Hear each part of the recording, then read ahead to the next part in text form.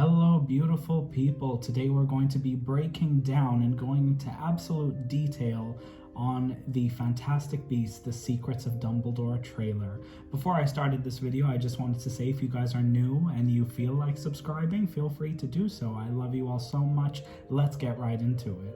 Now, the opening shot of this movie is really beautiful. You get to see a new exterior view of Hogwarts.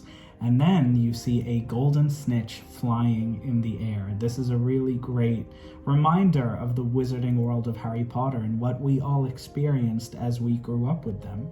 I think this is a really great marketing ploy. And then you get to see Dumbledore and then our new young Dumbledore with the Warner Brothers logo. Over here, you have Hogsmeade. This is really exciting for any Harry Potter fan to see iconic Wizarding World locations that we have grown up with, essentially. And it's really great to see Hogsmeade look exactly like it did in the Harry Potter films. This is great continuity, and I think it really helps the film franchise, which we all know it really needs some help right about now. And look at that. That's our first shot of Aberforth Dumbledore, you guys.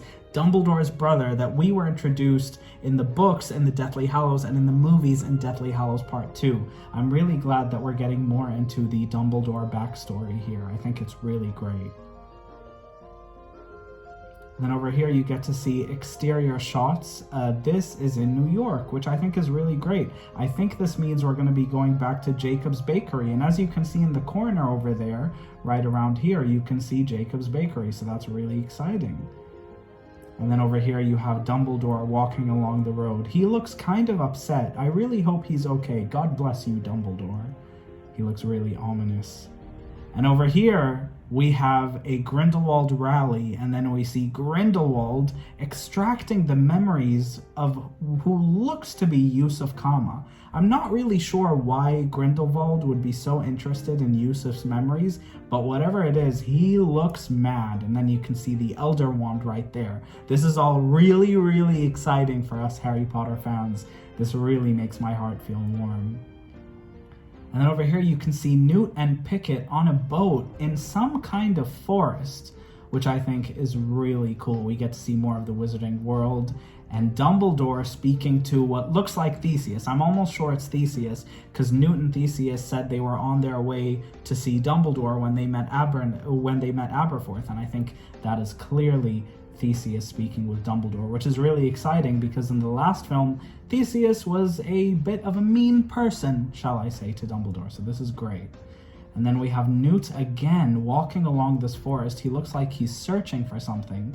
And of course, Pickett is over here speaking with him. I think that's very adorable. I love their relationship. Next year, again, we're back in New York. This makes me really happy. It kind of brings us back to the first film, which a lot of people favored over the first.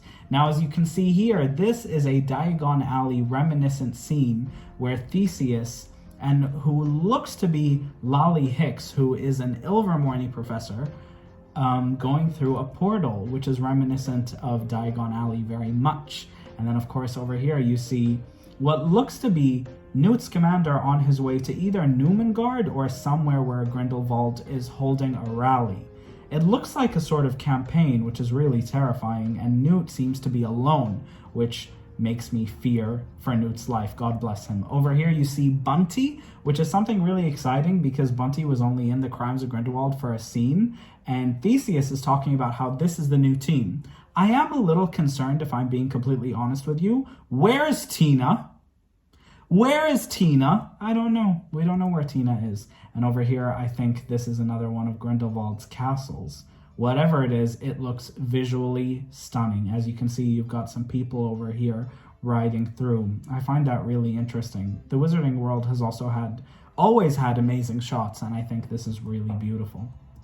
And then over here, you see Yusuf Kama, again looking really strange, and Lolly Hicks casting a spell. God bless. I am really happy with the introduction of more representation in the Harry Potter world. I love that.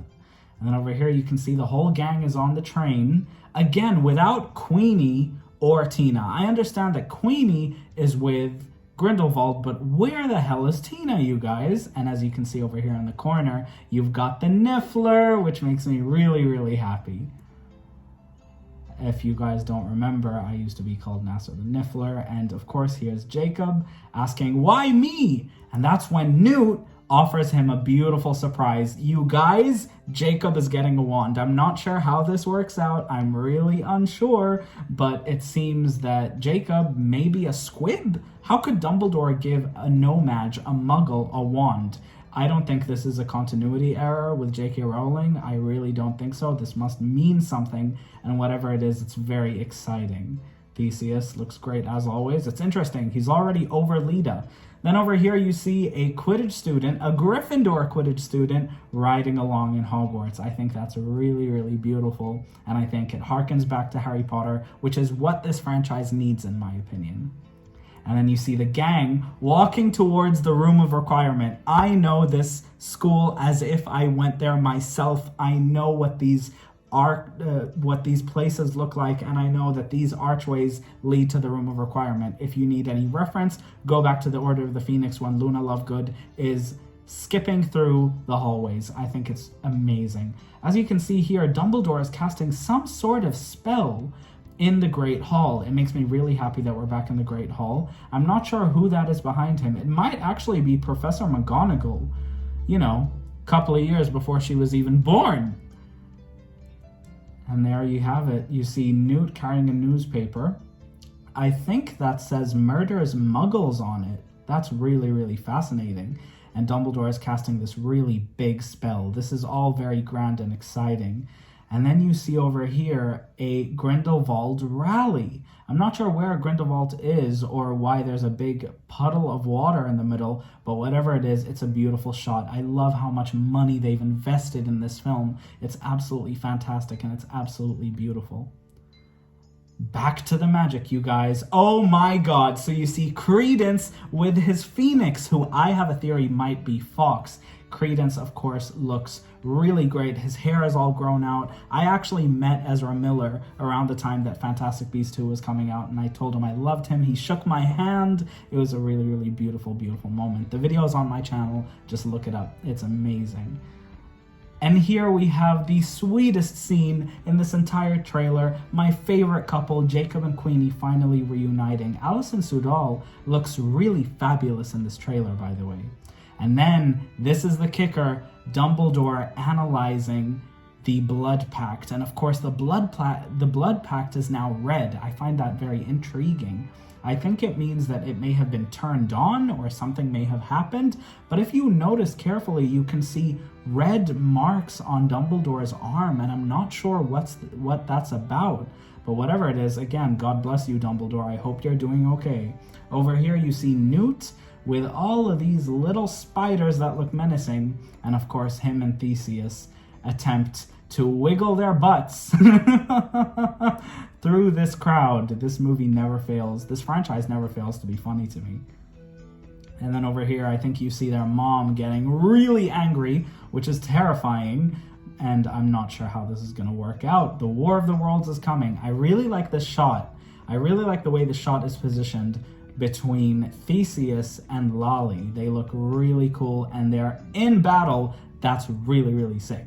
But of course here, this is the weird part. You see Jacob with a wand, you guys. How is this happening? I'm really interested to see how this works out. And of course, Alison Sudol as Queenie looks absolutely fantastic. She looks gorgeous. She looks amazing. It's fabulous. Over here, you see Vinda Rosier with Credence and someone else casting a spell in the forest. This may be the same scene where Newt is in the forest, now that I think about it. I think that would make a lot of sense. And as you can see, Credence is cutting through. His power has become so immense. Then over here you see what looks to be Newt going up these stairs. I'm almost sure this is Nurmengard, you guys. And Mads Mikkelsen as Grindelwald. He said he won't be copying in any way Johnny Depp's performance, and by the looks of it, this is very different. But I need to say, again, with all respect to Johnny Depp, I stand with Johnny Depp. I think this hair fits Grindelwald better. Johnny Depp's hair in the movies was kind of off-putting to me. He looked more like a stoner than a villain, and it didn't help with his with his little bong that he used to smoke in the second film. It just did not work. I love this shot of Albus Dumbledore. Obviously, Jude Law is a very, very handsome man, but as Dumbledore, you can see a gleam in his eyes that I think works very well. Jude Law is giving an amazing performance. I also really like that his beard is grown out. It's showing us the transition between the Dumbledore we first met in The Crimes of Grindelwald to the Dumbledore we know in the Harry Potter films. And then, of course, you see Yusuf Kama casting a huge spell. He's really impactful. Now, here's the crazy part. You see Grindelwald casting a spell on Credence with a little bird thing next to it. I have no idea what that is, but whatever it is, it's strange, man. And then Grindelwald actually maybe chokes Credence? I think that's wild. Whatever it is, there's a lot of tension, and I really hope he doesn't harm my boy Credence. The poor boy has been through too much. He is a product of child abuse. Someone protect him. And then, of course, you see Credence going all out, destroying buildings. Dumbledore is deflecting them, and he attacks Dumbledore, you guys. He is attacking Dumbledore. This is quality content. This is the beef I wanted. It's just fantastic. And then you see Dumbledore in the middle of apparating once more. And then here we go, the Room of Requirement. I am not sure what this relic is, but whatever it is, it clearly looks like some kind of port key, but a much bigger one in the middle of the Room of Requirement. Clearly they require some help, as Newt said. I thought that was a really beautiful line. And there's Jacob being swept in. Here is an interesting aspect. Notice how there are multiple suitcases on the floor. I thought that was really interesting. It's really strange to me why there would be multiple versions of Newt's case all over the floor. I just don't get it. But whatever it is, look at this fantastic beast. Newt, I think that's Newt being carried away by some form of beast. Again, in what looks to be maybe Brazil, because I know that's one of the locations this movie is taking place in. And Pickett running with somebody's wand. It could be a stick, but I'm almost sure it's a wand, you guys. And Credence casting a 6th spell. This is just phenomenal. I am so excited for this movie. Dumbledore deflecting. Of course he is. How beautiful. And there you go. You guys, I'm almost sure that's Professor McGonagall. There she is. I'm almost sure. And there you have it, the secrets of Dumbledore with the phoenix in the back. It's interesting that they chose a water effect on it. Maybe that says something, but for now, theories commence. And of course here you have a beautiful scene between Jacob and a Hogwarts student.